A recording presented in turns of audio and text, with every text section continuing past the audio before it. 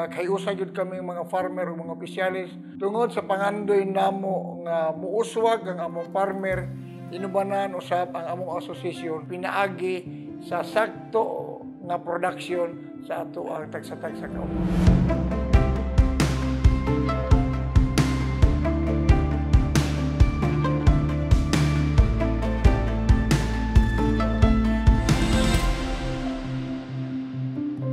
Wedged between the cities of Digos and Kidapawan, Bansalan Municipality is a small town in the southern part of Davao Region. Recently, its local farming associations are starting to embrace modern technology to enhance their production and simplify farming for people of all age groups, from the younger to the older generation. One stellar example is the Santo Niño Communal Irrigators Association. Founded on September 5, 1995, the association was organized by local farmers in Sitio Santo Niño, Barangay New Clarin, with the goal of unifying farmers and building a better system for efficient farming. Since then, rice has been the main product of the association, and one of their biggest problems was irrigation. Sukad pa sa una, ang pinakabug-at namo nga problema ang tubig sa Miral River tungod kay katapusan ng kaming asosasyon, gamay na kayo ang tubig na moabot sa amo karon. Sukad nga kami nagkahiusan na gyud ang farmers ug ang members, nakabot na mo among pangandoy na nakapalit gayud kami og water pump para mahatag namo sa among mga farmer ilang gikinahanglan aron ang ilahang mga uma dili mapilyor gumikan sa init. Through a shared commitment to thrive, the association worked closely among their members and tapped into the Municipal Agriculture Office to avail assistance, programs, and machineries. Kining association, Santo Niño Communal Irrigators Association, nakita namo ang kaaktibo sa mga membro sa maong association tungod gikan pa sa unang panahon mga 2013 paghuman sa pagkandak namo og Farmers Field School. Daghan na sila natun-an, ila na pong gipang-apply sa ilang farm. Sa daghan nga mga projects nga ilang dawat sa Department of Agriculture sama sa ETI, farm machineries ug uban pa, ila gyud ning giampingan nga hangtod karon maupagyapon ang ilang ginagamit. Due to their exemplary farming practices and their dedication to sharing knowledge with fellow farmers, the Santo Niño Irrigators Association achieved recognition as a farm school and obtained accreditation from the Agricultural Training Institute as a learning site.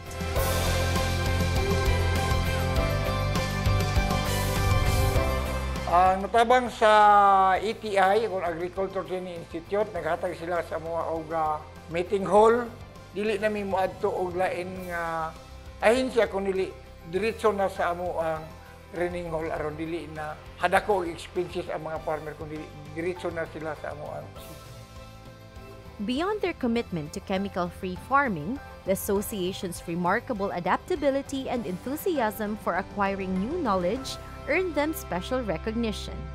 Consequently, they were chosen as the recipients of ATI's latest initiative, the Digital Farmers Program.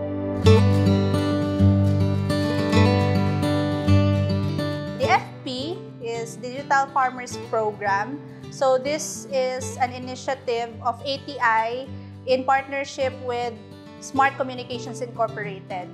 So the FP started in 2019, aims to equip itong mga farmers nato na makabalo sila on how to use digital technology in farming. Specifically, makabalo sila kung sa mga apps na pwede i-download na makatabang sa ilahang pagpanguma. Mag-start din ang mga farmers na makaton about smartphone sa DFP 101. Then, we introduce to them the basic apps, weather forecasting apps, like social media marketing, pero katong mga basic ra. So, in DFP 102, so introduce na pud mi sa ilaha o katong mga medyo advanced na mga apps, no, mga agri apps and social media marketing. Nagpasalamat yun sa Agricultural Training Institute din ang mga farmer na kahibalo na yun, no? dili na sila magakinahanglan kayo og mga technician tungod kay sila mismo nakahibalo na kung unsa ang kulang sa ilahang tagsa-tagsa ka mga uma. AccuWeather pa. Dagan sa panahon makahibalo ta kung mag-ulan or dili mag-ulan. Ang leaf color chart, makahibalo naming mga farmer kung unsa ang kulang sa amo ang mga tanom.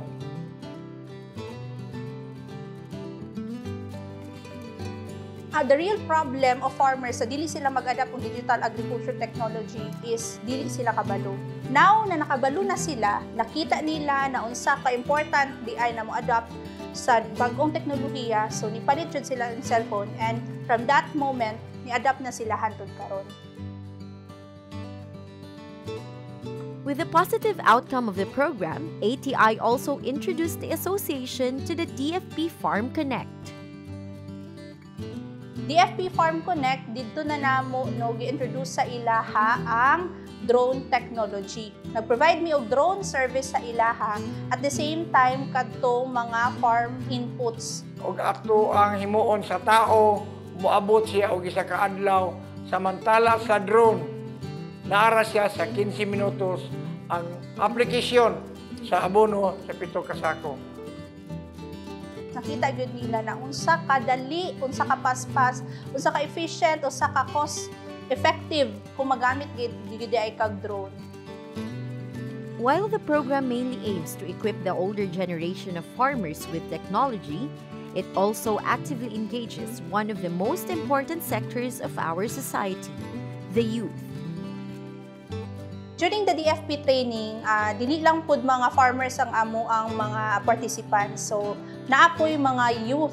As we all know, ang mga youth is more inclined sila sa paggamit ng mga digital technology. So, dako gyud kaayo ang ilahang tabang no sa mga farmers. So, sila jud ang naga-assist sa ato ang mga farmers no during the training.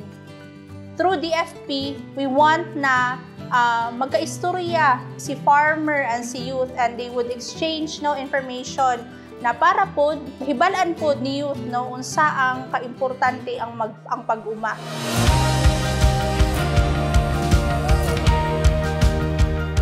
Para sa amo ang mga farmer na umabot nga mga adlaw, dili lamang ngun ani ang posisyon sa amo ang association, naningkamot kami nga mas mudako pa ang amo ang association tungod kay ang mga membro naghatay gyud sila og dakong pagtabang o among mga farmer may nahinay og lambo, dili sa paglambo makaeskwela usab ang ilang mga anak pinaagi sa sakto nga production sa ato ang tagsa-tagsa ka.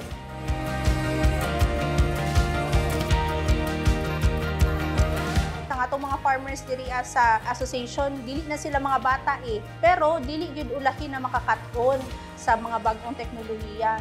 Ang naa gyud ana isang interes na makakaton. Dili ko ta magpaulahi pod sa laing mga nasod and one way na makaapas ta no sa ubang mga developed countries is kaning makakaton ta about digital farming technology.